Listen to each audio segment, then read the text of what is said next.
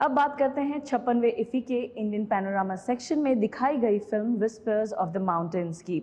जी हाँ, Indian panorama section में चुनी गई ये फिल्म राजस्थानी भाषा में बनी हुई है और हमने फिल्म के निर्माता और निर्देशक से बात किया और जाना कैसा रहा उनके इस फिल्म मेकिंग का सफ़र। 56वें इफ़ी में इंडियन पैनोरामा सेक्शन में फीचर कैटेगरी में एक पहली मूवी आई हुई है जो राजस्थानी लैंग्वेज पे बनी हुई है, राजस्थानी लैंग्वेज में बनी हुई है रादर, और इसका नाम है विस्पर्स ऑफ द माउंटेन। हमारे साथ इसके निर्देशक और निर्माता हैं, निर्माता जितेंद्र मिश्रा हैं। आइए उनसे बात करते हैं, क्या है इसकी कहानी और आप इफ़ी में आए हैं, इस मंच को कैसे देख रहे हैं? ये मंच तो दुनिया का सबसे बड़ा प्लेटफॉर्म है, एक ओशियन है अपॉर्चुनिटीज़ के फिल्म मेकर के लिए और फिल्म लवर्स के लिए भी। तो यहाँ पे सिलेक्शन होना मतलब इससे बड़ा ड्रीम हम जैसे इंडिपेंडेंट फिल्म मेकर्स के लिए इससे बड़ा ड्रीम नहीं होता है कि इफ़ी में हम लोग आएँ। और ये फिल्म एक बाप बेटे की स्टोरी है और अरावली हिल्स की स्टोरी है। कहीं ना कहीं इकोनॉमी और एनवायरनमेंट के बीच में जो हमें कैसे बैलेंस करके चलना है उसके ऊपर है। एक गुड सिनेमा इसको बोलूँगा कि थोड़े से वैल्यूज़ है उसमें और एक मैसेज है जो आज के टाइम के सबसे इम्पोर्टेंट मैसेज है। और इसके जो राइटर डायरेक्टर हैं जिगर नगड़ा, उन्होंने ये 3 साल पहले इसको डेवलप किया था एंड शायद वो थोड़ा इलेबोरेट वे में बता सकते हैं।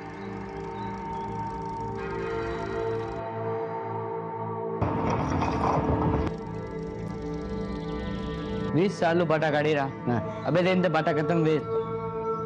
बाटा खत्म वीर? हाँ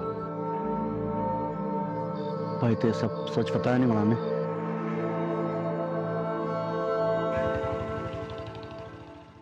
जिगर, आप बताइए, आप इस मूवी के निर्देशक हैं। एक तो सबसे पहले ये बताइए कि कहाँ कौन से सेटअप में इसकी शूट हुई है, साथ ही क्या चैलेंजेस रहे, और 3 साल इन्होंने बताया, तो इतना समय कैसे लगा?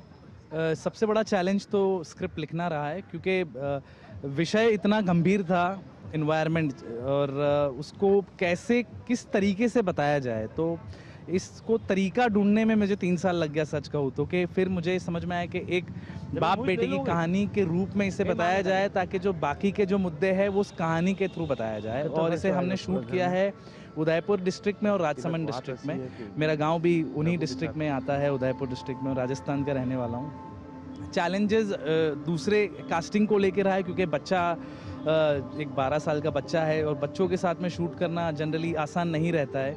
उसका खाने का ख्याल रखना, सोने का ख्याल रखना, मूड स्विंग्स होते हैं उनके कि अभी रो रहा है, अभी हंस रहा है, तो उनके गार्जियंस को हमेशा सेट पे रखना, तो वो संभाल सके उन्हें। और एक बार आपने उन्हें वो संभाल लिया तो परफॉर्मेंस वो ऐसी देंगे कि वो इतनी नेचुरल और रॉ होती है, और वो बच्चे ने बहुत ही अच्छे से निभाई। वही सवाल कि इफ़ी का जो ये मंच है, ऐसे ऐसे सिनेमा जो कि हम मेन स्ट्रीम्स में नहीं देख पाते हैं लेकिन बहुत अच्छी कहानियाँ होती हैं, इस मंच को आप कैसे देख रहे हैं? क्योंकि यहाँ पर आपको ना सिर्फ देश के बल्कि विदेश के भी एक ऑडियंस यहाँ पर मिल रही है।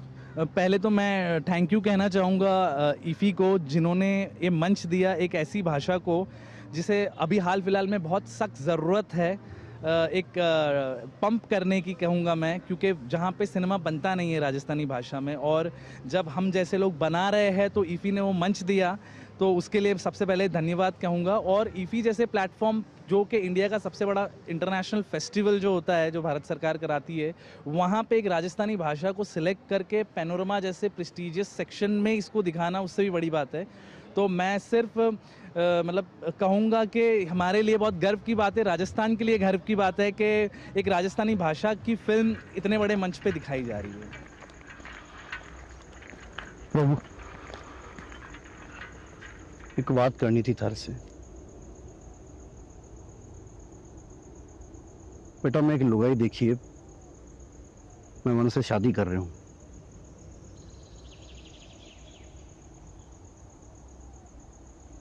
देख बेटा, बहुत ही अकेलो रह गया हूँ, थारों से कभी कह नहीं पायो।